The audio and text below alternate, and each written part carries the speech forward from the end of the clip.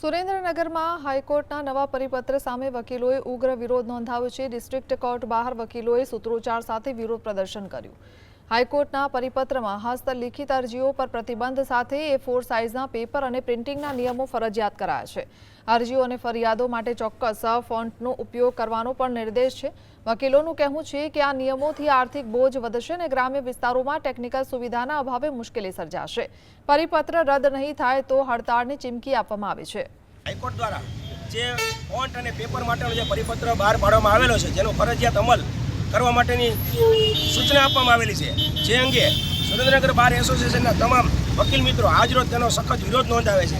જે જૂની કાર્ય પદ્ધતિને જૂના કાગળો અને જે પેપર સાઇઝ જે માર્જિન હતું તે જ મુજબ પરિપત્ર જૂના મુજબ કાર્ય પદ્ધતિ ચાલુ રાખવામાં આવે અને નવા પરિપત્રને નામદાર હાઈકોર્ટ દ્વારા જે બહાર પડે તેને રદ કરવામાં આવે તેવી અમારી તમામ વકીલોની બધા વકીલો વતી તમામ સભ્યો તમારા સુરેન્દ્રનગર બાર એસોસિએશનની માંગણી છે।